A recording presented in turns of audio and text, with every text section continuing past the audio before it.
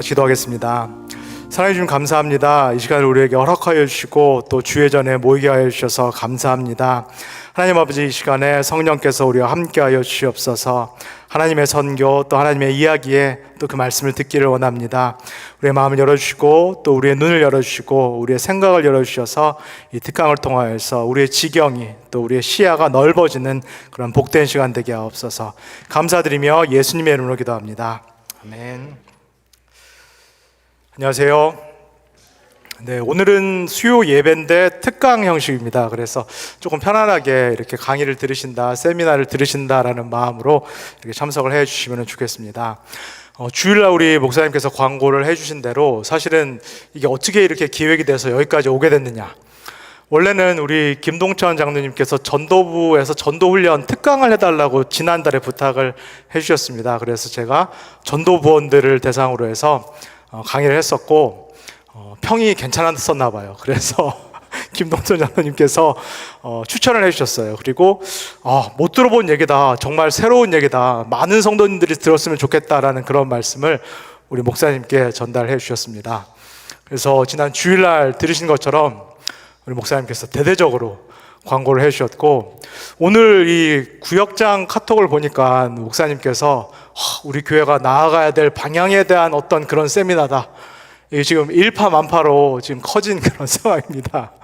저는 여기까지 오는 동안 아무 말도 안 하고 있었고, 이거 아닌데 이거 아닌데 이러고 있었던 어떤 그런 상황입니다. 그래서 많이 와주셔서 너무 감사하고, 저는 조금 더 소박한 그런 목표, 소박한 목적을 가지고 오늘 세미나를 준비를 했습니다. 처음 들어보시는 얘기는 아니리라 싶습니다. 들어보시면은 들어왔던 얘기다, 그런 이야기다 싶고, 이렇게 조각조각으로 조금 흩어져 있던 이야기들, 내가 부분적으로 알고 있었던 어떤 그런 이야기들을 이렇게 같이 맞춰 나간다, 그런 마음으로 특강을 참여해 주시면 좋겠습니다. 그리고 정말 목사님께서 강구해 주신 것처럼 우리 오렌지 가나안교회가 앞으로 나아가야 될 그 방향에 대해서 함께 고민할 수 있는 그런 작은 계기가 되는 그런 강의가 되면 참 좋겠습니다. 제가 교회에서는 전도사로 사역을 하고 있는데, 다 아시는 것처럼 교회 밖에서는 교수로서 사역을 하고 있습니다. 어느 학교에서 무엇을 가르치는가 궁금하신 분들도 계시리라 싶습니다. 제가 주로 사역을 하고 있는 학교는 미주 장로회 신학대학교, 이름이 바뀌었는데요, 지금은 캘리포니아 프레스티지 대학교에서 제가 코어 패컬티로 지금 사역을 하고 있습니다. 학부 수업부터 MDB 수업, 목회학 석사 MDB 수업, 그 다음에 목사님들이 주로 들으시는 그 목회학 박사, 디민 과정이라고 하는데, 그 목회학 박사 과정까지 전반적으로 수업을 많이 하고 있고, 또 제가 파사다나에 있는 플러 신학대학원에서도 마찬가지로 겸임 교수로 사역을 하고 있습니다. 거기서도 한국어 과정을 제가 수업을 많이 했었고, 지금은 목사님들이 또 학위를 받으시는 목회학 박사 과정, 그 수업을 하고 또 논문 지도를 하는 그런 교수로 사역을 하고 있습니다. 그리고 LA에 있는 월드미션 대학교가 있고요. 그 다음에 우리 최상준 목사님, 저에게는 교수님이신데, 최상준 교수님이 사역하시는 베데스다 대학교에서도 제가 강의 요청이 있을 때 이렇게 출강을 해서 강의를 하고 있습니다.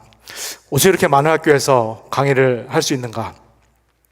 강의를 잘해서 그런 게 아니라, 제가 전공이 교회사를 전공을 했습니다. 근데 이 미주사회에서 교회사를 박사학위를 갖고 있는 그 전공자 교수님 많지가 않은 그런 상황입니다. 그래서 각 학교마다 교회사 수업이 필수로 열리는데, 각 신학교마다 이렇게 교회사 수업이 있을 때 제가 가서 또 강의를 하고 그렇게 교수 사역을 하고 있습니다. 오늘 제가 나눌 이 주제는 사실은 제 주 전공은 아닙니다. 저는 교회사를 주 전공을 했고, 그 중에서도 16세기 종교개혁사, 루터와 그 다음에 우리 개혁주의의 아버지라고 할 수 있는 이 존 칼빈의 신학을 저는 주 전공으로 박사학위를 마쳤습니다. 저는 이제 교회사, 역사신학, 한국교회사 이런 수업을 주로 가르치는 그런 교수입니다. 그러나 이제 선교학에 대해서, 선교학이라는 것 또는 선교 역사라는 게 교회사랑 밀접한 관계가 있습니다. 그래서 선교학 수업도 제가 신학교에서 가르친 적이 있습니다. 오늘 제가 나눌 내용은 제 독창적인 어떤 주제, 그런 아이디어는 아닙니다. 제가 많은 영향을 받은 선교학자, 구약학자, 또 신약학자가 있는데, 오늘 제가 준비한 강의는 기본적으로는 이 크리스토퍼 라이트라고 하는 구약학자이자 선교 신학자의 개념을 제가 많이 적용을 하도록 하겠습니다. 그 다음에 지금 현재 미국에서 가장 어떻게 보면 영향력 있는 선교학자라고 할 수 있는 마이클 고인이라는 학자가 있습니다. 그 학자의 개념도 제가 많이 사용을 할 예정입니다. 그리고 혹시 변화하는 선교 이런 책 보신 적 있으세요? 변화하는 선교라고 신학생들에게는 이 선교학에 있어서 교과서와 같은 책인데 그 책을 쓴 데이빗 버시라는 학자가 있습니다. 이 선교학에 있어서 아버지라고 할 수 있는데 그 데이빗 버시의 그 개념도 제가 강의에서 많이 소개를 해드릴 예정입니다. 톰 라이트라는 신약학자는 혹시 들어보셨나요? 신약학자이자 1세기 교회사가인 톰 라이트라는 미국에서 또 영국에서 활동하는 복음주의권에서는 가장 저명한 학자가 있는데 그 학자의 개념도 제가 담아서 좀 소개를 해드릴 예정입니다. 그 다음에 복음주의 교회권에서는 대표적인 그 대회라고 할 수 있는 로잔 대회, 그 다음에 케이프다운 대회가 있었는데 그 두 대회에서 나왔던 선교에 관한 그 서양문들, 중요한 문서들이 있습니다. 그 문서들의 내용도 제가 함축해서 좀 담아서 이 세미나를 통해서 소개를 해드리려고 합니다. 그리고 우리 교회는 어느 교단에 속해 있죠?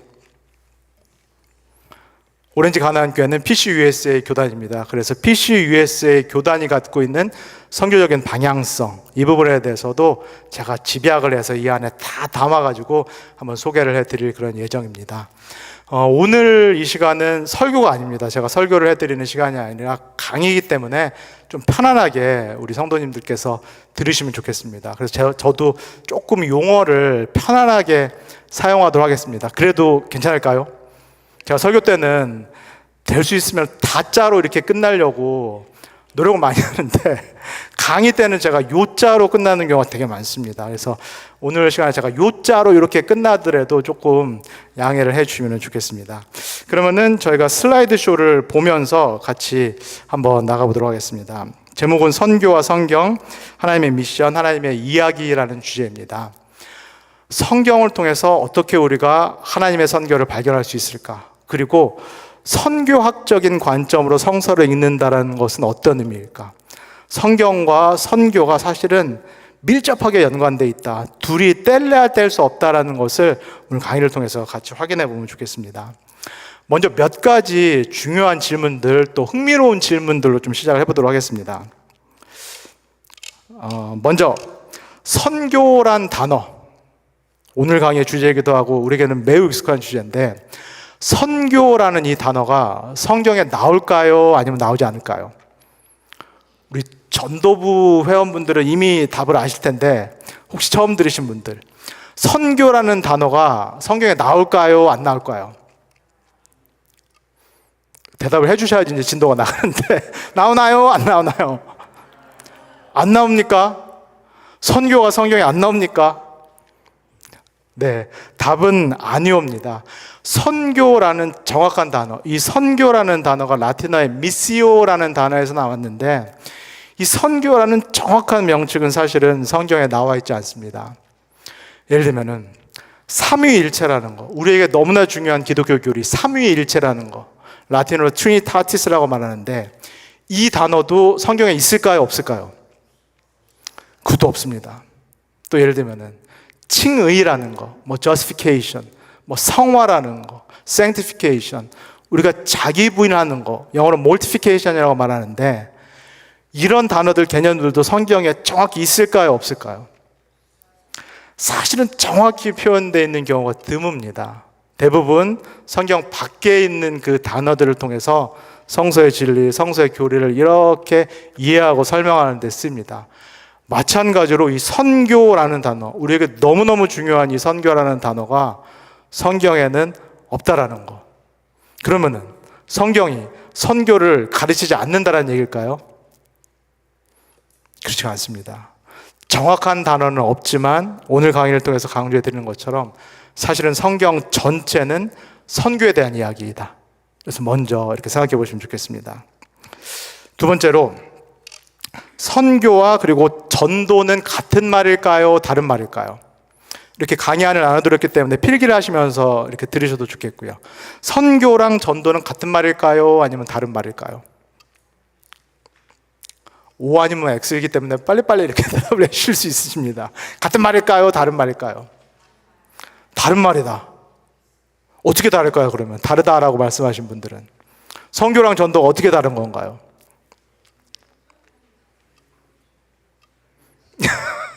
웅성웅성만 하시지. 제 귀에 하나도 안 들리는데, 선교랑 전도랑 어떻게 다른가요? 아유, 너무 정확하십니다. 글자가 틀립니다. 선교랑. 예상치 못한 답변. 또요. 그렇죠. 이게 우리의 일반적인 이해다 싶습니다. 선교하면 우리는 그 앞에 딱 뭐가 붙죠? 해외 선교. 전도하면 동네에서, 그죠? 주위에서, 동네에서 하는 거, 관계적으로 하는 거. 그게 이제 전도다라고 일반적으로 생각을 하는 경우가 많습니다. 틀린 이야기는 아닌데 조금 더 저희가 정확하게 이해할 필요가 있겠습니다. 선교와 전도는 같은 말이 아닙니다. 잘 대답해 주셨고, 선교라는 그 개념이 훨씬 광의의 의미다, 넓은 개념이다라고 먼저 생각해 주시면 좋겠습니다. 선교라는 이 넓은 의미, 예를 들면 전략과 같이 이렇게 넓은 어떤 그 개념 밑에 속하는 것이 전도라는 일종의 전술이다. 그러니까 선교라는 것이 숲같이 넓은 것이라면은 전도는 그 숲의 일부분인 나무와 같다라고 이렇게 생각해 주시면 되겠습니다. 우리에게는 밖으로 나가는 게 이제 해외 선교가 선교라고 생각하고 국내에서 하는 거를 전도라고 생각하는데, 그 개념도 옳지만은 조금 더 정확한 것은 선교라는 것이 훨씬 넓은 개념이다, 넓은 이야기다, 전체다. 그 다음에 전도는 이 선교 안에 포함되어 있는 부분이다. 이렇게 이제 이해하시면 되겠습니다. 어떤 얘기인지 충분히 이해하시죠? 어렵지 않으시죠, 지금까지? 네. 그러면은 선교는 무엇인가요? 이게 우리가 다 아는 얘기인데, 다 익숙한 얘기인데, 이렇게 하나하나씩 우리가 따져 들어가면은 개념 정리가 사실은 쉽지가 않습니다. 그래서 이거를 해보는 것이 우리에게 유익한데, 선교는 정확히 무엇인가요? 선교는 분명히 아까 전도랑 다르다라고도 말씀하셨고, 선교는 무엇일까요? 그냥 우리 성도님들이 제일 먼저 떠오르시는 어떤 그런 이미지라든가 단어라든가 뭐 이런 것들요. 사명이다. 전도부 때 그때 강의를 들으셨기 때문에 또 선교하면 뭐가 떠오르시나요? 복음을 전해서 교회를 세우는 것. 그러니까 우리는 선교하면은 복음, 그 다음에 교회. 그래서 예전에는 정말로 선교하면은 교회 세우는 거, 교회 성장하는 것이 곧 선교하는 거다, 이렇게 생각하는 경우도 참 많았다라는 거. 그것도 우리가 다 익숙한 그런 개념입니다. 그런데 우리 김 권사님 말씀하신 대로 선교는 이렇게 이해하는 것이 정확합니다. 선교는 사명이요 목적이다. 우리 교회에서 이제 2주 동안 설문지를 했었는데 기억나세요? 무슨 스터디였죠? 뭐 쓰시기만 하셨지 뭐 쓰신지 지금 무슨 스터디였나요? 설문조사에서 뭐 우리 교회가 지금 어떻다, 뭐 나아갈 바에 어떻다 이런 거 쓰셨는데 그 뭐였죠? 미션 스터디. 우리 교회의 사명이 무엇인가? 우리 교회가 나아가야 될 방향이 무엇인가? 목적이 무엇인가? 존재의 이유가 무엇인가? 완수해야 될 그런 사명이 무엇인가? 그거를 말할 때 우리가 미션이라는 단어를 이렇게 사용하는데, 선교도 그런 의미다라고 먼저 이해하시면 좋겠습니다. 선교라는 것은 완수해야 될 사명, 성취해야 될 정말로 말 그대로 미션이다, 목적이다, 이렇게 정리를 해놓으시면 되겠습니다. 그 다음에 중요한 질문입니다. 선교는 누가 하나요? 너무 깊이 생각하지 마시고 이미 갖고 계셨던 그런 생각을 나누시면 먼저 좋을 것 같아요. 선교는 누가 하죠? 그쵸. 목회자만 하는 거죠. 그쵸? 선교는 목사님하고 저만 하는 거죠. 맞나요? 아니면요. 선교는 지난번에 오셨던 강선교사님 같은 분만 하신다. 해외 선교사가 하는 것이 선교다. 어떻게 생각하시나요? 선교의 주체가 누구인가라는 그런 질문입니다. 선교를 주도적으로 누가 시작을 해서 누가 끌고 가느냐, 선교의 주체가 누구냐? 이게 너무너무 중요합니다. 선교의 주체는 하나님이시다. 우리가 하는 것 같은데, 제가 해야 될 것 같고, 해외 선교사님들이 해야 될 것 같고, 우리가 가지 못하면 보내는 선교 우리가 해야 될 것 같은데, 우리가 주체일 것 같은데, 엄밀한 성서적인 의미에서는 선교의 주체는 시작도 그리고 마침도 하나님이다. 그래서 선교학계에서는 상당히 오랫동안 통용되는 그 단어가 있습니다. 하나님의 선교라는, 마찬가지로 라틴어로 미시오 데이라는 하나님의 선교라는 이 단어가 상당히 쓰인 지가 오래됐습니다. 들어보신 우리 성도님들 계신가요? 하나님의 선교 또는 미시오 데이. 이게 사실은 1960년대부터 이렇게 선교학자들을 통해서는 회자됐고, 오늘날 이 선교학자들 사이에서는 상당히 보편적인 그런 용어. 이 하나님의 선교라는 단어랑 선교적인 교회, 미셔널 철치라는 이런 개념, 이건 상당히 선교학 이 분야에서는 오래전부터 통용되고 있는 그런 개념이다. 기억하셔야 될 거는 선교의 주체는 내가 아니라 하나님이다. 이렇게 인식을 바꿔 놓으면은 어떤 변화가 우리에게 생길까요? 두 가지가 있습니다. 선교를 내가 하는 게 아니고, 우리 교회가 하는 게 아니고, 사실은 선교는 하나님이 하신다는 거. 그리고 우리는 이 하나님께서 주체적으로 하시는 이 선교에 부름을 받아서 참여하는 그런 존재다라는 거. 이렇게 인식을 바꿔 놓으면은 어떤 유익한 점들이 있을까요? 뭐 하나님이 하시나, 뭐 우리가 하나, 뭐 똑같은 거 아니냐, 그렇게 생각하실 수 있는데 그렇지가 않습니다. 항상 내가 뭘 하려고 하다가, 우리가 뭘 하려고 하다가 어떤 일이 나는 경우가 많죠. 사단이 나는 경우가, 우리가 주체적으로 뭘 하려고 하다가 내가 주도적으로 또 내가 원하는 방향으로 하다가 문제가 생기는 경우가 교회 안에서도 참 많은데, 선교의 주체가 하나님이다라는 인식 전환을 하면은 먼저 우리가 겸손해집니다. 내가 하는 게 아니라 하나님이 하시는 거고, 이 하나님의 일에 나를 부르신 거구나. 그래서 우리가 겸손한 자세를 가지고 선교에 참여할 수 있습니다. 두 번째로, 이게 내가 하는 일이 아니고 우리 교회가 완전히 이루어야 된다라는 그 어떤 강박에서 자유를 얻게 되면서 오히려 하나님께 더 맡기게 되는, 하나님께 더 소망을 두게 되는 어떤 그 인식 변화가 이 하나님의 선교 개념 안에 담겨 있습니다. 어떤 내용이 충분히 이해되시죠?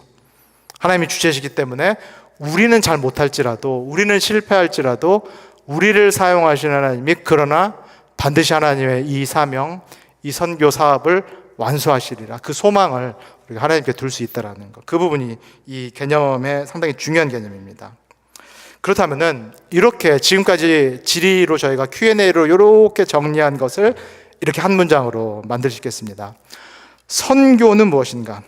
선교는 하나님께서 주체가 되셔서 하는 일이고, 사실은 하나님께서 이루시기를 원하시는 것이 있기 때문에 원칙적으로는 우리의 사명이 아닙니다. 우리가 미션이라고 말할 때는 하나님께서 이 땅에 우리를 통해서 이루고자 하시는 바가 있다는 거. 선교라는 것은 하나님께서 당신의 사명을 이루시기 위해 하시는 하나님의 일이라는 거. 우리는 그렇다면 이 선교 일에 있어서 우리는 어디 있나요? 이 일에 동참하도록, 참여하도록 부름을 받았다라는 거. 어떤 내용인지 충분히 이해되시죠? 그림이. 누가 주인공이고 누가 주체고 나의 배역은 무엇이다라는 거. 선교에 있어서 교회의 어떤 역할은 무엇이다라는 거. 여기까지 혹시 잘 이해 안 되시는 거 있으세요? 어려우신가요? 충분히 따라오실 수 있으신가요? 네, 안 어려우시다 했기 때문에 충분히 따라오시리라 믿고 계속 한번 나가보도록 하겠습니다. 그러면 이제 또 중요한 질문입니다. 선교, 계속 제가 구체적으로 이제 디테일하게 내려가는데, 선교, 하나님께서 원하시는 일, 우리의 사명이 이전에 하나님의 사명은 무엇인가요? 우리는 선교, 전도하면 뭘 제일 먼저 떠올리죠? 영혼, 구원. 저 지옥에 가는 사람을 빨리 내가 구원을 해서 죽어서 천국에 가게 그렇게 도와야겠다. 우리는 한 개인 영혼 구원을 제일 먼저 떠올리는데, 그것도 맞습니다. 그것도 맞는데 그게 선교의 전부는 아니다. 그게 선교의 부분이지만은 선교의 전부는 아니다. 그러면 하나님의 사명이라는 이 선교는 정확히 무엇인가? 그걸 볼 수 있는 게 요한복음 3장 17절입니다. 요거는 한번 같이 읽어볼까요? 시작.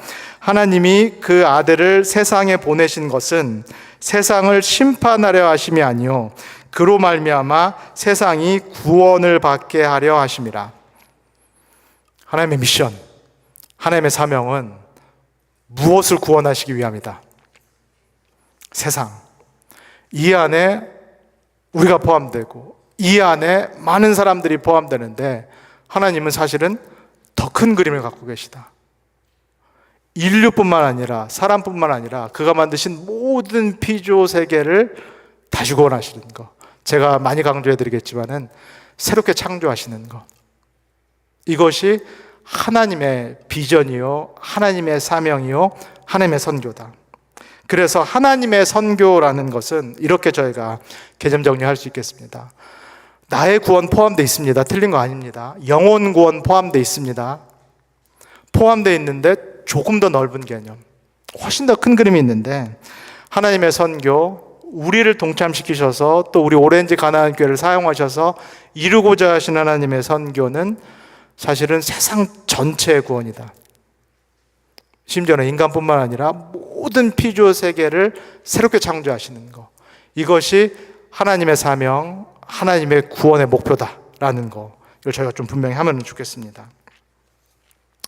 그렇다면은 오늘 이제 주제, 선교와 성경, 선교적 관점으로 어떻게 성경을 읽을 것인가? 아니면은 반대로 성경적인 선교라는 것은 무엇인가? 이렇게 저희가 또 정리를 할 수 있겠습니다. 이 문장도 중요한데 한번 같이 읽어볼까요? 시작. 성경은 창조 세계 전체를 향한 하나님의 뜻과 목적을 담고 있는 하나님의 거대한 선교 이야기이다. 성경은 몇 권으로 이루어져 있죠? 66권입니다. 구약 몇 권이죠? 30권입니다. 신약은 27권입니다. 각 권마다 장르가 다르고 역사적인 배경이 다르고 신학이 조금씩 다릅니다. 그럼에도 불구하고 이 66권을 저희가 한 권의 성경이다라고 부르는 이유, 이 전체 성경을 관통하고 있는, 흐르고 있는 하나의 거대한 서사, 거대한 이야기가 있기 때문입니다. 그리고 무엇보다도 이 이야기는 누구의 이야기다? 하나님의 이야기다라는 거. 이거를 꼭 기억하시면 좋겠습니다. 우리 교회에서 저도 설교를 하고 매일 만나 큐티를 많이 하는데 제가 우리 교회 부임해서 1월 달부터 부임해서 강조해드리는 내용이 하나 있습니다. 혹시 기억하시는 분 계실지 모르겠어요. 성경 읽을 때 어떤 태도를 가져야 된다. 이 성경의 큰 이야기를 나의 작은 이야기에다가 집어넣으려고 하면 안 되고 오히려 어떻게 된다? 나의 작은 이야기를 성경의 이 거대 이야기 안에 집어넣어야 된다. 제가 그래서 이런 표현도 썼는데 어떤 물에 놀아야지 큰 사람이 된다? 저만 계속 해가지고 지금 기억 못하시나? 큰 물에서 놀아야지 큰 사람이 된다. 성경이라는 거대한 이야기를 내 작은 이야기 어떻게 적용해 볼까? 내가 어떻게 이해해 볼까? 이렇게 해서는 사실은 우리가 변화되기가 어렵습니다. 내가 이해하고 내가 은혜 받고 이런 방식으로는 사실은 우리가 변화되기가 사실은 조금 어려운 부분이 있습니다. 그러면 정말로 우리가 변화되기 위해서는 어떻게 된다?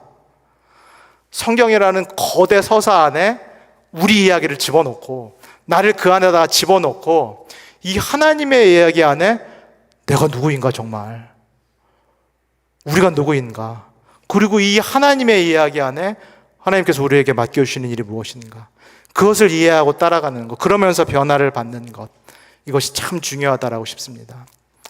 성경 전체가 하나의 거대한 이야기인데 사실은 우리도 다 어떤 이야기 안에 속해 있습니다.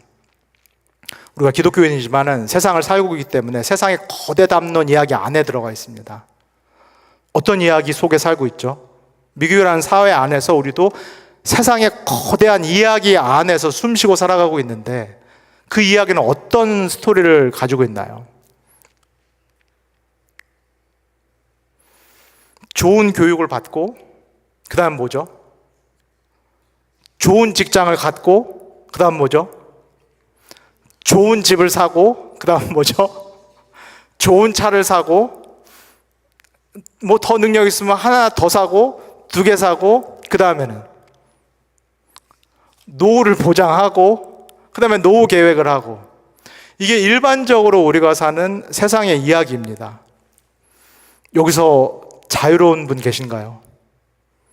이 세상의 이야기고 나는 완전히 무관하게 산다. 나는 이 세상의 이야기에서 전혀 영향을 받지 않고 나는 나의 길, 마이웨이를 걷고 있다.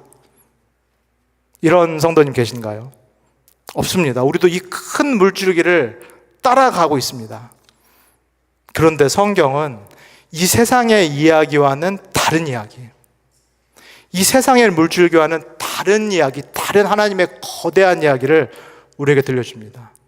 중요한 건 이 지점인데, 이 두 이야기가 충돌할 때, 우리가 밤닫고 있는 이 세상의 이야기하고 성경에 담겨 있는 이 하나님의 이야기가 부딪힐 때, 양자택일인데 어떤 이야기가 맞나요? 이게 이렇게 다르면은 둘 다 맞을 수는 없죠. 그렇죠? 이야기가 이렇게 다를 때는 둘 다 참일 수 없다라고 하면은 어느 이야기가 맞나요?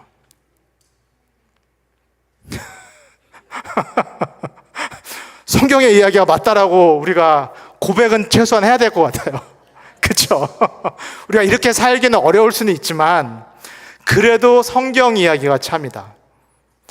이 이야기가, 세상의 이야기가 우리가 밤담고 살고 있는 이야기지만 사실은 이 이야기가 내가 살아가야 될 이야기가 아니고 오히려 내가 발 담그고 내가 거하고 내가 변해야 될 이야기는 이 하나님의 이야기고, 종국에 가서 참과 거짓을 가린다면은 어떻게 해야 된다는 거야?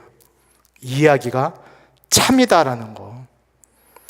사실은 이게 신앙 고백이고 이게 믿음의 삶입니다. 이 이야기 안에 들어가서 이 이야기하고는 반대로 구별돼서 사는 것이 사실은 우리가 신앙을 갖고 있다라는 거, 하나님 이야기 안으로 들어가 있다라는 어떤 그것이다라는 것도 좀 생각해 보시면 좋겠습니다. 이 하나님의 거대한 이야기, 성서에 담겨 있는 이야기는 부분으로도 나눌 수 있는데 하나의 드라마와 같습니다. 그리고 이 드라마는 7개 장 또는 7개 막으로 구성되어 있습니다. 중요한 거, 이 드라마의 연출자가 누군가. 지금까지 내용을 다 따라오시면은 지금 제가 드리는 이야기 어떤 이야기인지 충분히 이해하시겠습니다. 이게 하나의 거대한 이야기고 이게 7개 장 막으로 구성되어 있다면 연출자가 누군가, 디렉터가 누군가? 하나님이죠. 제가 선교도 하나님이 주체다, 성서도 우리의 이야기이고 하나님의 큰 이야기이다. 그렇다면 이 성서 이야기를 하나의 연극으로 저희가 이해할 때 이 연극의 연출자도 사실은 우리 위에 계신 하나님입니다. 그러면 우리는 연출자를 통해서 부름받은 각각의 배역을 맡은 사람들이다 라는 거, 그걸 먼저 이렇게 이해를 하시면 좋을 것 같습니다. 그러면은 이 이야기가 어떻게 진행되느냐? 1막입니다. 1막은 창조입니다. 그림으로, 상징으로 이렇게 이해를 하시면 좋겠습니다. 1막을 전체적으로 상징할 수 있는 그림은 이 삼각형입니다. 삼각형에 각 관계들이 있습니다. 첫 번째, 하나님, 인류, 그리고 땅, 세계가 있습니다. 하나님이 이 삼각형 꼭지점의 제일 위에 위치하는 이유가 있습니다. 왜 그런 거죠? 하나님은 우리가 사도신경을 매주 고백하듯이 어떤 분이시기 때문에, 사도신경 첫 줄, 전능하사 천지를 만드신 하나님을 믿습니다. 우리가 믿는 하나님은 천지를 만드신 하나님, 천지를 만드셨기 때문에 창조주요 모든 존재하는 것들의 주인이시다, 주님이시다라는 것이 이 1막의 핵심적인 내용입니다. 그리고 그 하나님으로부터 지음받은 인류, 인간이 2막에 또 다른 배역으로 등장합니다. 이 인간은 어떤 존재인가요? 하나님이 주신 다른 피조물들과 비해서 이 인간, 우리는 어떤 존재인가요? 독특한 표현이 나오는데요, 하나님의 형상이다. 그 얘기는 어떤 얘기인가요? 그리고 우리 성도님들 한 분 한 분, 그리고 기독교 신앙을 갖고 있든 아니면 기독교 신앙을 갖고 있지 않든 모든 사람은 어떻다? 하나님의 고귀한 형상이다라는 거죠. 어떤 사람도 존재하는 이상, 이 땅에서 존재하는 이상 어떤 사람도 하나님의 형상이기 때문에 우리가 어떻게 대하면 안 된다?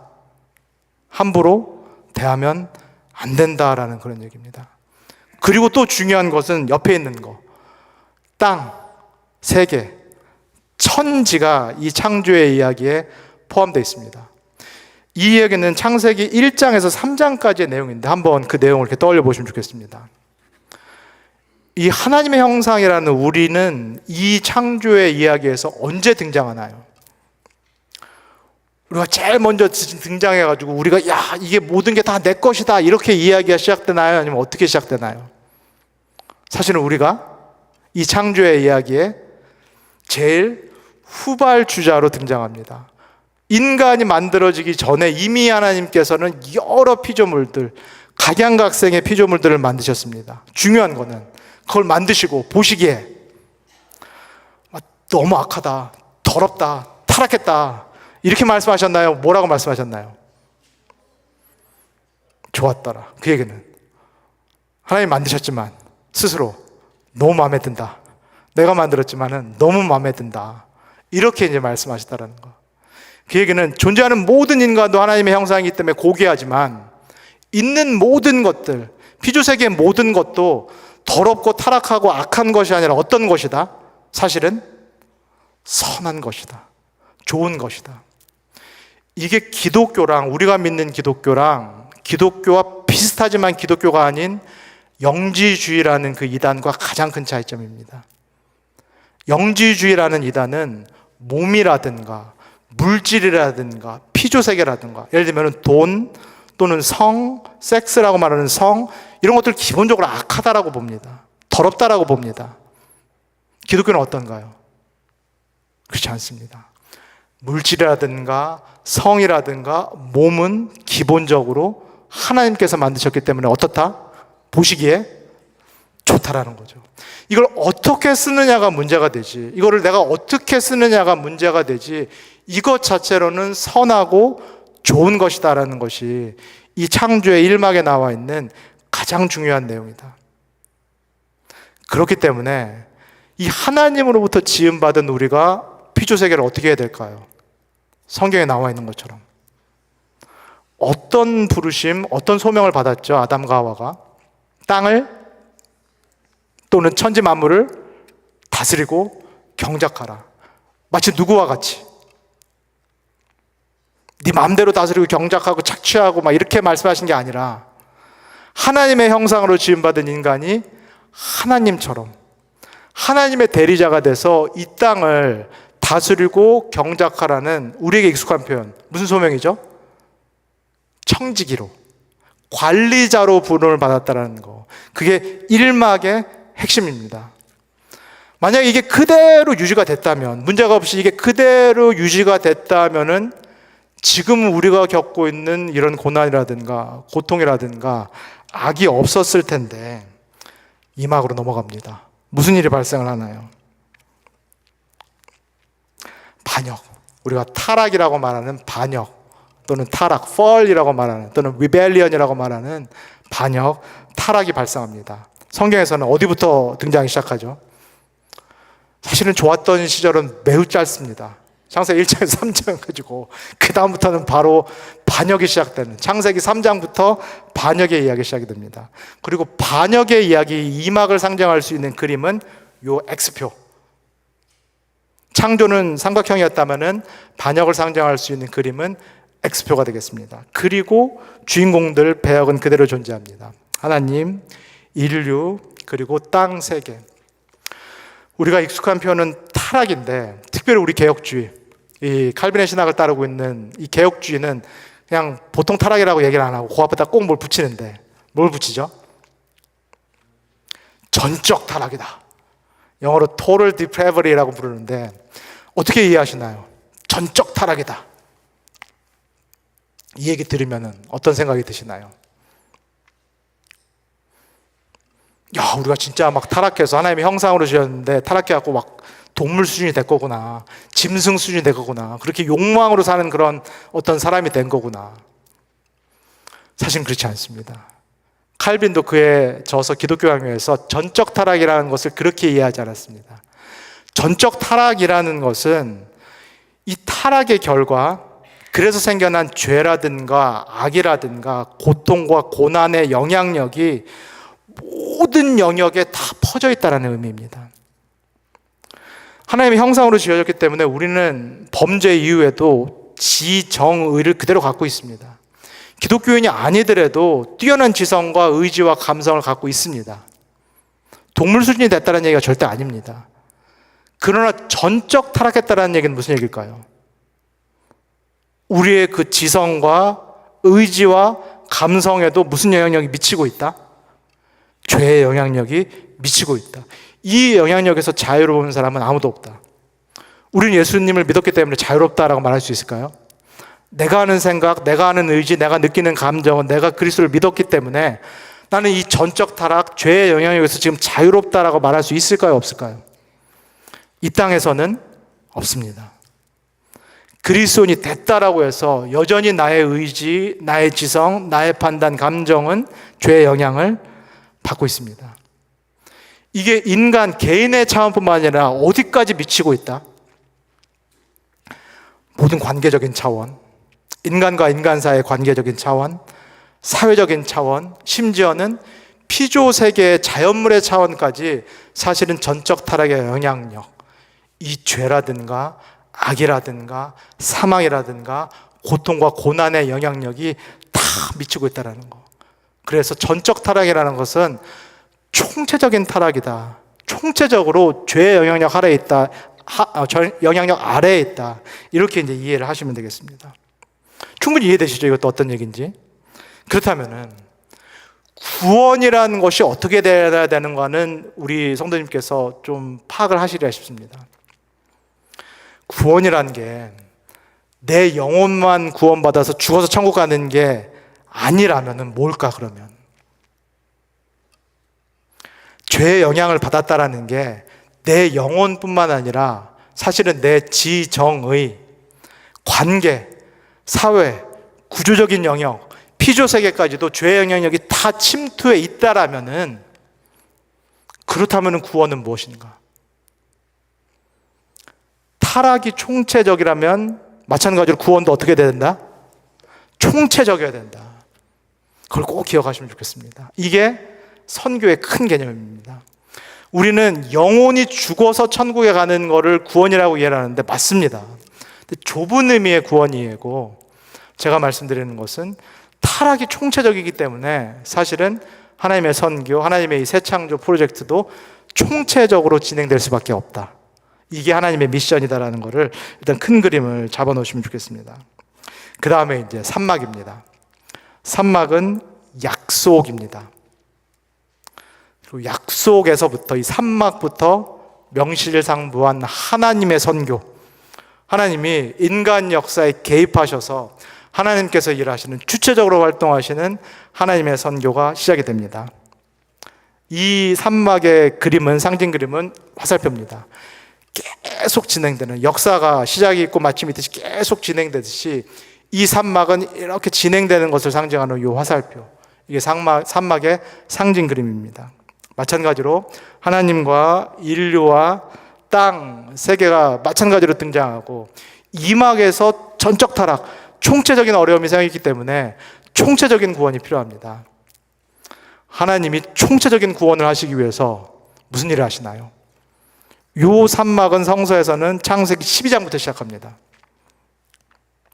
무슨 일을 하시죠? 하나님의 선교를 혼자 하시지 않고 사람을 부르시는데요. 누구를 부르시기 시작하시죠? 창세기 12장. 아브라함을 메소포타미아 지역, 갈대아 우르 지역에서 불러내십니다. 우리는 아브라함을 하나님이 왜 불렀다라고 일반적으로 좀 이해하고 있죠? 아브라함한테 복 주시려고, 그렇죠? 아브라함한테 복 주시고, 아브라함한테 땅 주고, 자손 주고, 아브라함 복 받게 하려고 하나님이 부르셨다. 우리가 예수님 왜 믿는가? 이 생각해보면, 구원받고, 죽어서 천국 가고, 이 땅에서 복 받고, 그게 예수 믿는 건가 보다. 이렇게 생각하는 것처럼, 하나님이 아브라함을 왜 부르셨는가 생각하면은, 우리 웬디 권사님께서 아브라함의 일생에 이제 곧 하실 텐데, 하나님께서 아브라함을 왜 부르셨는가 우리 일반적으로 생각하면은 아브라함 복 받게 하시려고 이렇게 생각합니다. 맞나요? 틀리나요? 맞나요? 틀리나요?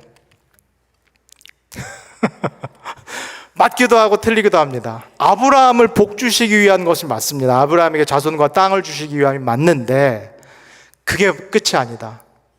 오히려 아브라함을 부르시고 복을 주신 것도 하나님의 미션에 있어서 일종의 수단인데, 창세기 12장 3절, 아브라함을 통해서 무엇을 하시기 위함이다? 열방이 복을 받게 하기 위해서. 지금 이 이야기의 흐름에 따르면 열방이 새로운 창조를 경험하기 위해서, 열방이 총체적으로 어려움을 겪고 있는 온 세계가 구원을 받기 위해서, 이 목적 때문에 아브라함이 부름을 받았다는 것, 그게 성경의 주요 포인트입니다. 이건 모든 구약의 부르심에 다 적용됩니다. 그 얘기는 이집트에 살고 있었던 이 히브리 백성들, 이 사람들을 하나님께서 출애굽시킨 이유도 뭔가요? 이스라엘 백성을 가나안 땅에 들어가게 하기 위함입니다. 그건 맞습니다. 근데 그 땅에 들어가는 것이 이야기의 끝인가요? 그 땅에 들어가서 그 땅을 하나님께서 정말로 다스리시는 그런 나라가 되게 하는 것, 그 땅 안에서 이방 백성처럼 사는 게 아니라 누구로서 사는 것? 하나님 백성, 성경에서 많이 등장하는 언약 백성으로 살게 하기 위해서, 그래서 하나님께서 이 출애굽한 이스라엘 백성을 가나안 땅에 들여보냅니다. 구약에서는 특별히 출애굽기 고 민수기라든가 쭉 보면 하나님이 이스라엘 백성에게 막 나가 선교해라 이런 얘기 하신 적은 없습니다. 딱 하나 그러나 중요한 명령을 주셨는데, 무슨 명령을 주셨죠? 하나님 백성답게, 언약 백성답게 살라. 출애굽기 19장 6절의 내용, 너는 거룩한 제사장 나라다. 거룩한 제사장 나라라는 게 무슨 의미인가요? 여러 나라들 중에서 모범이 되는 나라라는 얘기입니다. 여러 백성들, 여러 민족이 다 하나님의 백성인데, 하나님의 나라인데 지금 다 흐트러져 있고 다 우상숭배에 빠져 있기 때문에 모델이 필요하다. 제사장 나라가 필요하다. 그래서 열방이 이 하나님 백성을 보고 정말로 하나님이 누구시고 하나님의 백성이 어떻게 살아야 되는지를 모델로서 보여줄 목적, 그 목적을 갖고 있었던 것이 이스라엘 백성, 가나안 땅에 들어간 이스라엘 백성. 그렇게 언약 백성답게 살아라라는 그 명령이 이스라엘에게 주어집니다. 이게 사실은 창세기 12장부터 쭉 펼쳐지면서 구약이 언제 끝나죠? 마지막 책이 말라기까지 이어지는 제3막입니다. 결과적으로 근데 어떻게 되나요? 딱 하나의 중요한 명령인데요, 십계명에 담겨있는 하나의 명령인데, 십계명은 다른 게 아니라 너는 일반 백성이 아니라 하나님과 관계를 맺고 있는 백성이기 때문에, 언약 백성이고 주인이 있기 때문에 주인의 뜻에 맞게 살라, 걸맞게 살라라는 것이 사실은 십계명의 정신입니다. 그거를 지키는 것이 사실은 이 가나안 땅에서, 이방 세계에서 하나님의 백성으로 사는 것이다. 근데 결과적으로 어떻게 된 거죠? 사사시대라든가 다윗 왕조라든가 통일 왕조라든가 분열이라든가 바벨론 포로를 끌려다든가 모든 일들을 다 거친 그 결과를 보면은 사실은 어떻게 평가할 수밖에 없을까요? 그 하나님의 뜻을 지키지 못한 것. 근데 이게 이스라엘 백성에게만 문제가 생기는 게 아니라 지금 이 이야기에서 어떤 큰 문제가 발생할 수밖에 없죠. 이스라엘이라는 백성은 하나의 수단인데요, 사실은. 뭘 위한 수단이요, 도구죠? 쭉 제가 이야기를 설명드린 대로 하나님의 미션, 하나님의 선교를 위한 도구로서 존재하는 것이 이스라엘. 근데 이스라엘이 이 존재의 이유를 감당하지 못하면 뭐까지 같이 망가지는 거죠? 이 연출자이신 하나님의 뜻, 하나님의 미션, 사명이 같이 무너져 내리는 거. 이게 사실은 구약의 이스라엘 백성이 이제 이번 주부터 에스겔을 저희가 볼 텐데 그렇게 신랄하게 하나님께 심판을 당한 이유입니다. 사실은 다른 이방 민족들은 더 했는데, 우상숭배나 뭐 하면은 다른 이방 민족들은 더 했는데 이스라엘이 그렇게 신랄하게 그렇게 가혹한 심판을 당한 이유는 무엇일까요? 딱 하나입니다. 모델인데, 너네가 제사장 나라인데 그 목적 때문에 출애굽했는데 그것을 못 지켰다라는 거. 그래서 그 가혹한 심판을 이스라엘이 받고 말았다라는 거. 그럼 여기서 이야기가 끝날까요? 제가 설교를 통해서 이 이야기를 저는 하나님의 프로젝트, 하나님의 1차 프로젝트라는 제목으로 말씀을 한번 드린 적이 있는데 1차 프로젝트는 이렇게 됐습니다. 그럼 하나님은 어떻게 하실까요? 미션 임파서블, 그냥 포기하자. 이어집니다. 사막이 이어집니다.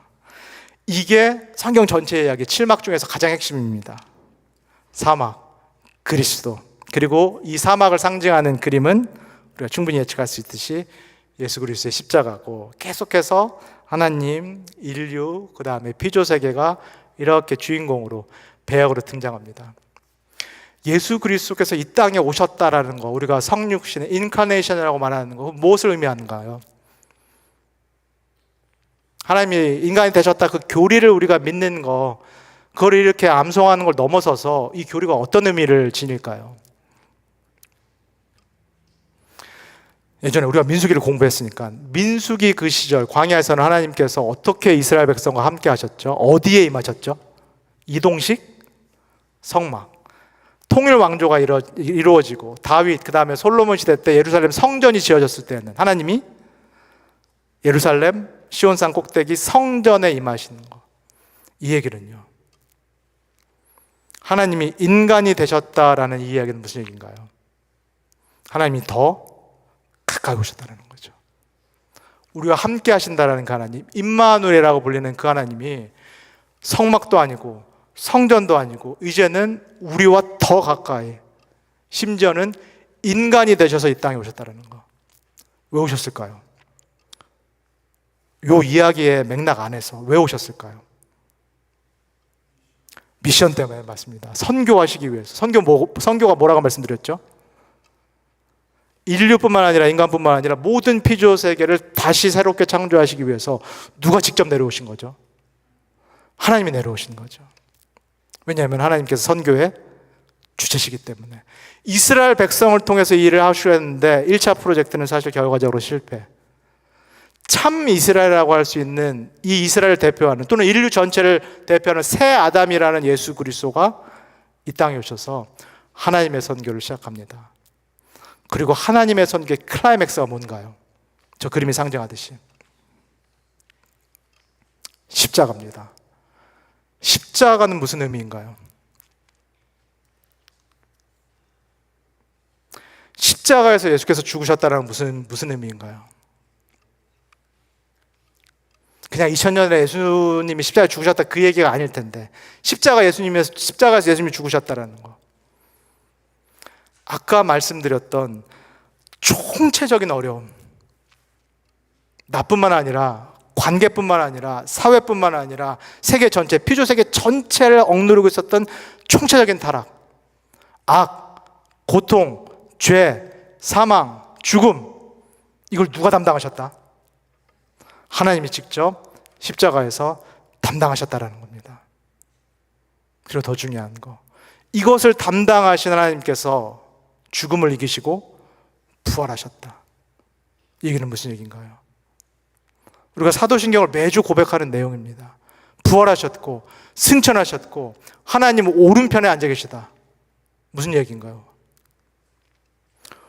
누가 지금 만왕의 왕이시라는 얘기인가요?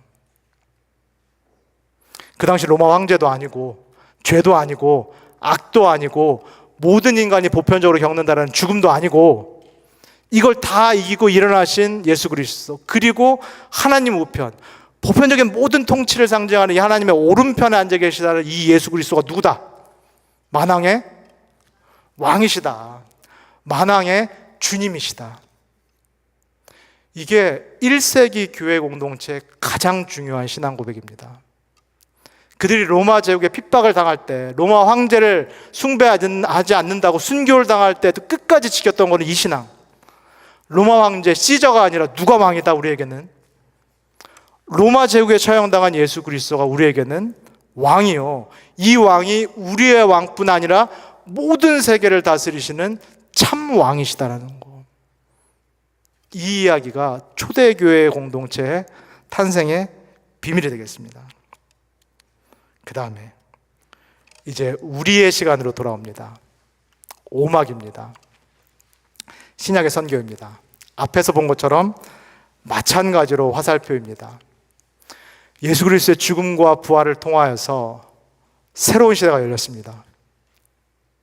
전적 타락이라고 말하는 보편적으로 총체적으로 미치고 있는 죽음과 악과 죄의 세력이 예수 그리스도의 죽음, 그의 부활, 그의 승천을 통해서 일격을 당했습니다. 첫 번째 거대한 승리가 이루어졌습니다. 그리고 이 승리가 이루어진 그 소식을 전하기 위해서 일군의 사람들, 일군의 공동체가 모여집니다. 그게 뭔가요? 새 주인공들은 그대로 등장하고, 이제 또다시 하나님의 새로운 선교, 특별히 이 땅에 이미 하나님의 나라가 도래했다, 이 땅에 이미 예수 그리스도의 통치가 시작됐다라는, 이 왕이 돌아오셨다라는 이 증언을 하기 위한 그 공동체가 만들어지기 시작합니다. 그 공동체가 누군가요? 무엇인가요? 그게 바로 우리가 속해 있는 교회입니다. 우리 오렌지 가나안 교회의 역사가 어떻게 되나요? 몇 년인가요? 우리 교회만요. 저도 온 지가 얼마 안 돼서 정확히 모르는데 아시는 분 계실 것 같은데요. 50년이 넘은 걸로 알고 있는데, 이거는 우리 개체교회 오렌지 가나안 교회 역사인데, 사실 우리도 포함되어 있는 교회 역사는 50년을 훌쩍 넘어갑니다. 훌쩍 넘어가서 어디까지 이른다? 1세기에 사도행전에서 등장하는 그 교회까지 우리의 역사가 이른다. 1세기에 초대 공동체가 만들어진 이유, 부름을 받은 이유도 무엇이다? 이 사람들의 영혼을 구원해서 저기 죽어서 가는 그 천국에 보내기 위함이 아니라, 이스라엘 백성이 출애굽한 것과 똑같은 목적으로 이제는 새로운 언약 백성, 특별히 예수 그리스도가 왕이시다라는 이 소식을 전할 이 증언자가 될 새로운 공동체가 탄생하는 것, 이 부르심을 받은 것이 이 초대 공동체다라고 보시면 좋겠습니다. 그리고 우리는 여기에 포함되어 있다. 그렇다면은 예수님을 믿는다라는 것은 뭘 다 포함하고 있는 얘기일까요? 그리스도인이라는 이름 안에 뭐가 다 포함되어 있을까요? 증인이라는 게 포함되어 있습니다. 그리스도인이다, 내가 그리스도인이다라는 얘기는 나는 이 소식을 전하는 증인이다라는 것이 포함되어 있습니다. 그러면 이 증인의 역할을 하기 위해서는 뭐가 필요하나요? 뭐가 돼야 되나요? 예수님께서 이 증인 역할을 하기 위해서 불러 모으신 사람들이 있는데, 그 사람들의 공식 명칭이 뭔가요? 제자입니다. 그리스도인, 증인, 제자, 선교사, 이거 다 붙어 있는 개념입니다. 나는 그리스도인만 할래, 그런 거 없습니다. 그리스도인만 하고 나 증인 안 할래, 나는 제자 안 될래, 나는 선교 안 할래, 그런 거 없습니다. 그리스도인이 됐다는 거 다 붙어 있는데, 그리스도인, 제자, 증인, 선교사, 이 역할로 하나님께서 우리 한 사람 한 사람을 다 부르셨다라는 거, 교회 공동체를 부르셨다라는 거, 이게 오막에 있어서 매우 중요한 그런 개념입니다. 이게 우리의 시대라면은 이게 쭉 진행되면서 육막이 등장합니다. 육막은 심판 또는 최후 심판이다라고 저희가 말을 할 수 있겠습니다. 심판을 상징하는 그 그림은 위에서부터 내려오는 이 그림이 되겠습니다. 마찬가지로 세 가지 등장인물들, 배역들은 동일하게 존재합니다. 심판하면 뭐가 제일 먼저 떠올리시나요? 마지막 날에 있다라는 그 심판이라면 뭐가 제일 먼저 떠올리시나요? 어떤 이미지? 아마겟돈, 막 불바다, 그렇죠? 막 이런 거, 그렇죠? 이런 게 우리의 어떤 대중적인 이미지입니다. 그러나 심판은 성서적으로는 오히려 이 개념에 가깝습니다. 심판이라는 것은 바로 잡음 그리고 교정입니다. 앞에서 예수 그리스도께서 십자가 그리고 부활을 통해서 한 번의 큰 전쟁을 승리하셨습니다. 그래서 이미 하나님의 나라가 도래를 했고 이미 이 땅에 하나님의 나라가 시작이 됐습니다. 그러나 이 땅에서 우리가 여전히 경험하듯이 이 하나님의 나라는 아직 완성되지 않았습니다. 아직 완전히 도래하지 않았습니다. 이 하나님의 나라가 완전히 도래하기 전에 하나님께서 잘못된 것을 바로잡으시는, 완성하기 이전에 잘못된 것을 교정하는 어떤 그런 작업을 하십니다. 그게 성서에 나오는 심판이라는 그런 개념입니다. 악, 죄라는 것이 여기서 최종적으로 교정되는 그런 작업. 예수 그리스도께서 왕으로 오셨고 예수께서 모든 사람들의 왕이다라는 선포가 들렸지만 이걸 끝까지 거부하는 사람들, 끝까지 악에 매여 있는 사람들, 그걸 의지적으로 그렇게 하는 사람들, 그 사람들에 대한 최종적인 심판이 내려지게 됩니다. 그 최종적인 심판에 가장 가까운 성서적인 개념이 바로 우리 장로교에서 많이 사용되는 유기라는 단어입니다. 유기. 유기가 뭐죠? 우리가 유기견 할 때 말하는 유기. 내버려 둠입니다. 버려짐입니다. 하나님의 통치의 메시지가 전해졌고 이제는 왕이 바뀌었고 그래서 이 왕을 따르는 것이 옳다라는 거, 그리고 이 왕은 사랑하고 구원하는 그 왕이다라는 그 은혜의 메시지가 왔는데 끝까지 완고하게 이것을 거절하는 경우, 자신의 의지로 이걸 끝까지 완고하게 거절하는 경우 마지막에 어떻게 될 수밖에 없다? 유기, 이렇게 버려지게 된다는 것이 성서의 마지막 이야기입니다. 하나님께서 심판하신다라기보다는 하나님의 은혜의 거절을 스스로 하면서 하나님의 없는 삶을 택하는 것. 지옥이라는 것 어떤 곳일까요? 어떤 곳이 지옥일까요? 우리는 막 유황불, 이게 막 대중적인 이미지가 지옥인데 그 이미지와 함께 지옥이라는 건 사실은 어떤 곳인가요? 누가 없는 곳. 하나님이 없는 곳이 지옥입니다. 하나님이 계신 곳이 하나님 나라 천국이고 하나님이 없는 곳이 지옥입니다. 그럼 지옥이라는 것은 영원히 하나님이 없는 곳, 영원히 하나님 없이 사는 그런 삶, 그것이 바로 지옥과 같은 삶이다. 그렇게 이해할 수 있겠습니다. 그러면 6장이 마지막이냐? 우리는 그렇게 생각하는데 그렇지 않습니다. 맨 마지막 7막이 있습니다. 그게 바로 새 창조입니다. 하나님께서 심판하시고 바로잡고 교정하는 작업, 정의와 공의를 세우시는 그 작업을 하고 요한계시록 마지막 부분에서 등장하듯이 이 모든 피조 세계를 새롭게 하시는 이 하나님의 새 창조 작업이 시작됩니다. 그 이미지는 우리가 1막에서 봤던 이 삼각형 이미지와 동일합니다. 하나님, 인류, 그리고 땅 세계, 그리고 이 새롭게 된 세계는 성서에서는 새 하늘과 새 땅이라는 이미지로 표현됩니다. 이 마지막 이야기가 심판이 아니라 새 창조다라는 것이 우리의 신앙에 어떤 차이를 가져올까요? 우리 일반적으로 이렇게 생각합니다. 이 땅이 어떻게 되는 거는 크게 중요한 게 아니고 나의 관심사는 내가 죽어서 천국에 가느냐 못 가느냐, 내가 저 세상에 가느냐 못 가느냐가 중요한 거다. 이 세상이 어떻게 되건 간에 이거는 내 관심이 아니고 사실은 하나님도 영혼 구원에만 관심이 있으신 거지, 이 물질이라든가 피조세계에는 별 관심이 없다. 어차피 쓰고 없어질 거, 이렇게 생각을 하게 됩니다.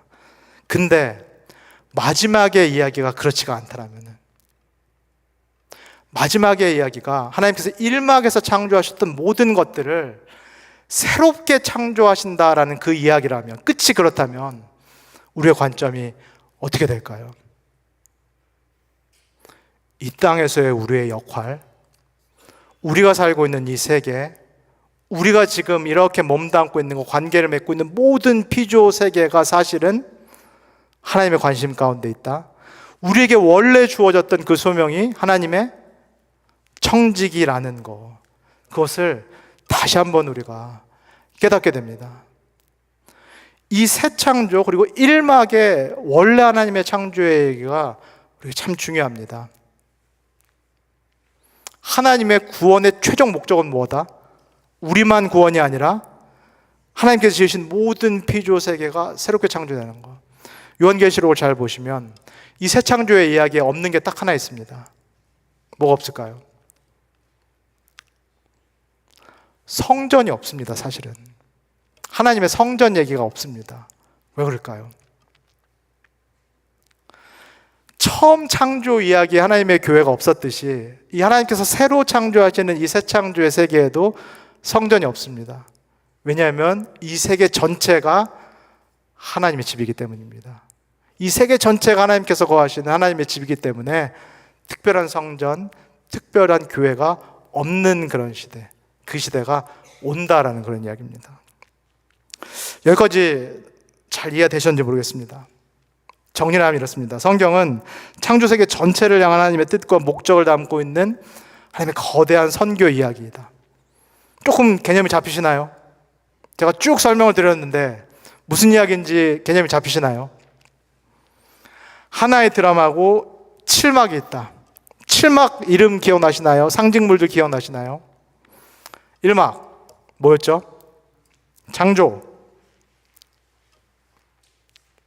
그 다음에 2막 반역.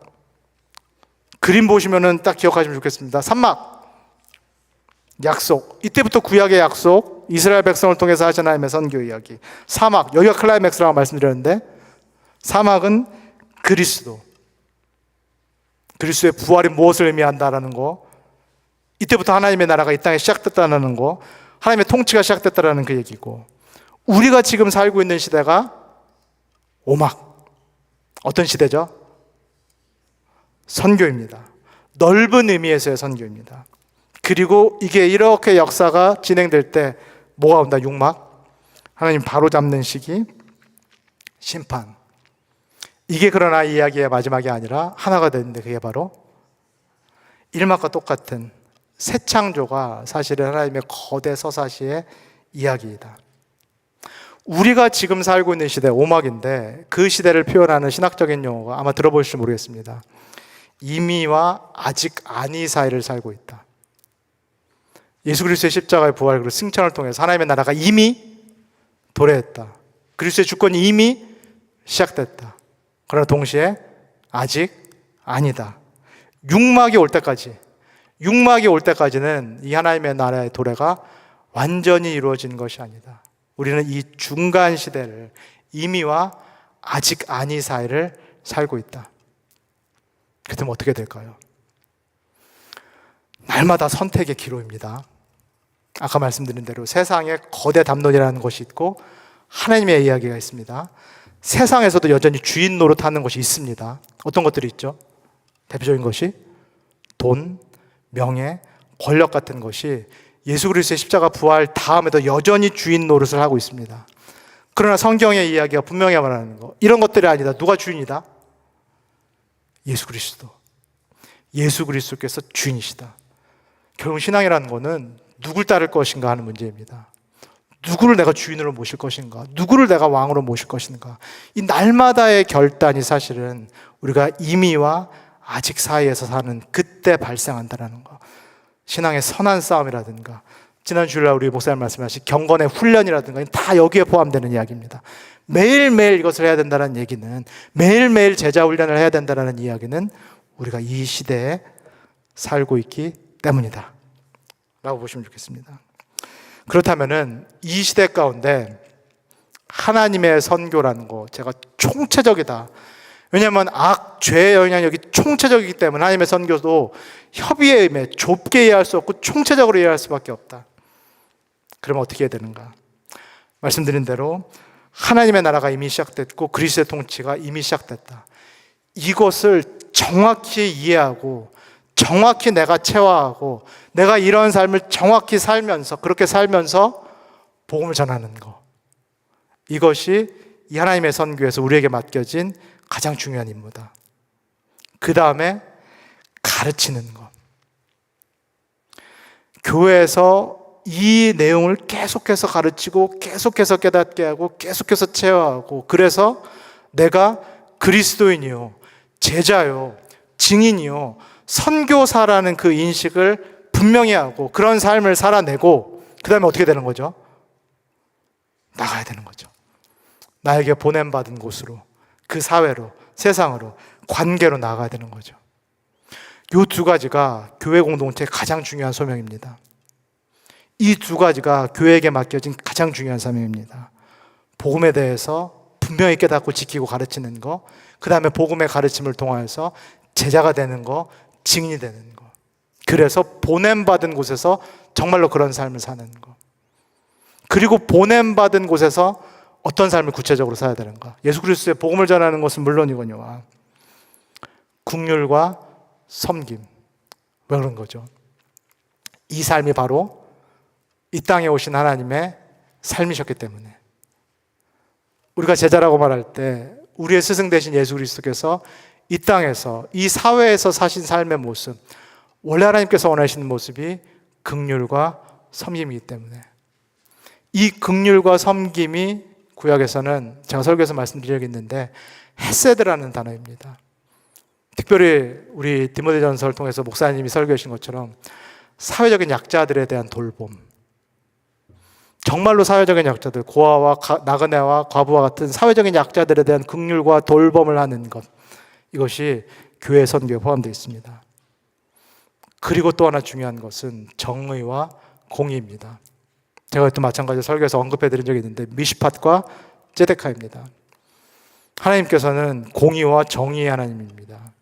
이스라엘 백성의 공의롭고 정의로운 삶을 살라고 말씀을 하셨고, 이 총체적으로 악이 지배하는 이 세상에서 이 교회 공동체가 정의와 공의를 실현하는 일에, 이 세상의 일에 동참하라라고 하나님께서 말씀을 하고 계십니다.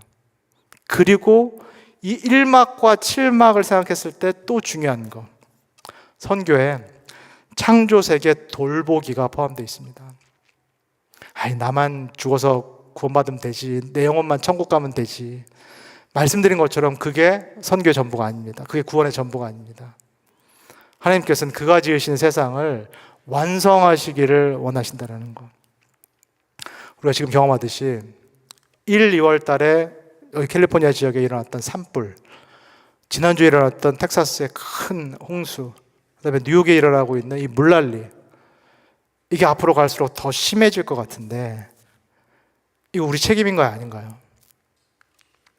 우린 뭐 어차피 구원 받았고 뭐 죽어서 내가 천국 가는데 이게 뭐 기독교회, 교회에 관심 살까?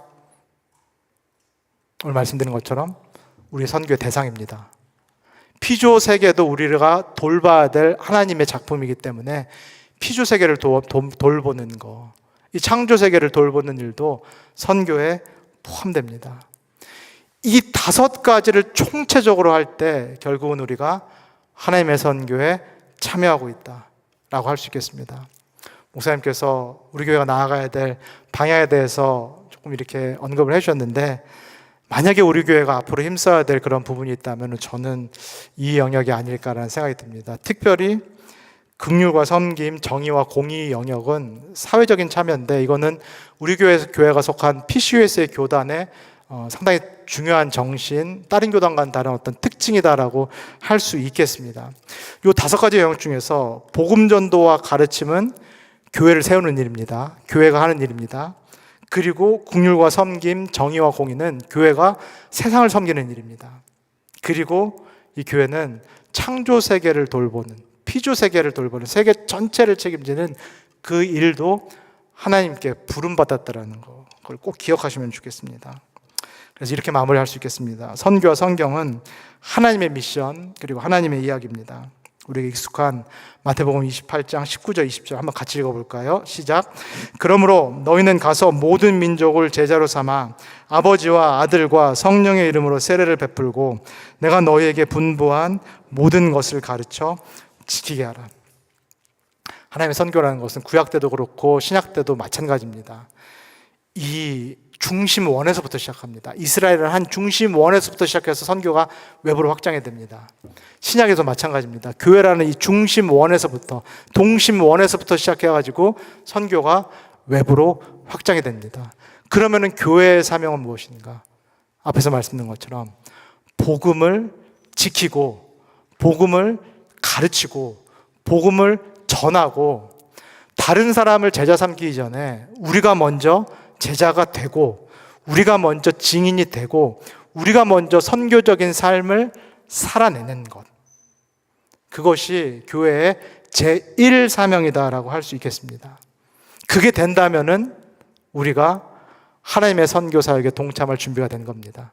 그게 된다면은 우리가 하나님께서 보내신 곳으로 가서 이 중심원에서 밖으로 나가서 사회와 세상에 하나님의 선교를 할 수 있는 그 준비가 된 것입니다. 이번 주에 디모데전서를 하고 있기 때문에 디모데전서 6장 20절, 사도 바울이 디모데에게 마지막 권고한 것이 이겁니다. 디모데야, 망령되고 헛된 말과 거짓의 지식의 반론을 피함으로 내게 부탁한 것을 지키라. 하나님께서 바울과 디모데에게 부탁한 것이 무엇일까요? 하나님께서 우리 오렌지 가나안교회 부탁하신 게 무엇일까요? 하나님이 저와 우리 성도님들께 부탁하신 것이 무엇일까요? 복음입니다. 예수께서 십자가에서 죽으셨고 부활하심으로써 그분이 왕이 되셨고 하나님의 나라가 이 땅에 시작됐다라는 그 기쁜 소식, 그 소식을 우리에게 맡기셨습니다. 우리가 구원을 받았다라는 거, 우리가 부르심을 받았다는 것은 이 일을 위해서 부름을 받았다라는 거. 그리스도인이요, 증인이요, 제자요, 선교사의 삶으로 부름받았다라는 거. 그래서 꼭 기억하시면서 합당한 삶을 사는 우리 모두가 되기를 주님의 이름으로 간절히 소원합니다. 다 같이 기도하겠습니다. 우리 한 목소리로 한번 같이 기도할까요? 이 시간에 들은 우리가 함께 나눈 이 내용 생각해 보시면 좋겠습니다. 우리는 자꾸 우리의 이야기만 생각합니다. 우리는 내 이야기만 생각합니다. 그리고 우리는 부지불식간에 세상의 이야기 안에 담겨 있고 세상의 이야기 안에 의식 없이 흘러갈 때가 너무나 많습니다. 그러나 우리가 오늘 함께 나눈 것처럼 우리는 이미 하나님의 이야기 안에 포함이 되어 있습니다. 하나님께서 주인공이고 주체이시고 나를 하나님의 선교, 하나님의 사명을 위해서 부르신 줄을 믿습니다. 그리고 지금은 교회의 시간입니다. 우리는 이미 기쁜 소식을 들었습니다. 예수 그리스도께서 죽으셨고 부활하시면서 만왕의 왕이 되셨다라는 거, 그 기쁜 소식을 우리는 들었습니다. 이제는 그 소식을 전할 수 있는 그 증인, 제자, 선교사의 삶을 살기를 원합니다. 그리고 그 삶을 살아낼 수 있는 그 능력, 그 역량을 우리가 갖추기를 소원합니다. 이 소명을 위해서 우리 한 목소리로 같이 기도하도록 하겠습니다. 다 같이 기도하겠습니다. 사랑의 주님, 우리를 축복하여 주시옵소서. 하나님, 자꾸 하나님의 큰 이야기를 내 삶의 작은 이야기에 집어넣고자 했던 적이 많습니다. 내가 하나님께 쓰임을 받아야 되는데 자꾸 하나님을 나를 위해서 사용하고자 했던, 나의 작은 이야기에 자꾸 하나님을 넣고자 했던 것이 우리의 모습임을 이 시간에 고백합니다. 하나님 아버지, 그러나 내가 하나님의 큰 이야기에 들어가기를 원합니다. 하나님이 주체가 되셔서 사용하시는 그 큰 연극 안에, 그 사명 안에 내가 부름받았음을 기억하고 쓰임받기를 소원합니다. 하나님 아버지, 우리 한 사람 한 사람을 기억하여 주시고 붙잡아 주시옵소서. 그 배역을 감당할 수 있는 능력을 주시고 하나님 아버지, 우리에게 힘을 주시옵소서. 사랑해 주님 감사합니다. 오늘 하나님의 큰 이야기를 나로 하여금, 우리로 하여금 듣게 하여 주셔서 감사합니다. 하나님, 이 이야기 안에 나를 포함시켜 주셨고 이 이야기 안에 나를 불러주셔서 감사합니다. 하나님의 선교라는 이 과업 가운데 나에게도, 부족한 나에게도, 부족한 우리 교회에게도 하나님께서 역할을 맡겨주셨음을 인하여서 감사를 드립니다. 하나님 아버지, 부름받은 그 삶을 내가 먼저 살아내기를 소원합니다. 하나님 아버지, 내 삶이 일반적인 삶이 아니라 하나님이 고르고 골라서 부름받은 그 삶이라든 그것을 기억하면서 책임감 있게 내가 살 수 있도록 주님 축복하여 주시옵소서. 하나님, 나도 그리스도인뿐만 아니라 제자가 되기를 원하고 증인이 되기를 원하고 또 선교사가 되기를 소원합니다. 아직은 많이 부족하오니 하나님, 우리를 불쌍히 여겨주시옵고 하나님 아버지, 우리가 그러나 우리의 사명과 우리의 소명에 걸맞는 삶으로 자라갈 수 있도록 우리 모두를 축복하여 주시옵소서. 감사드리며 예수님의 이름으로 기도합니다. 아멘.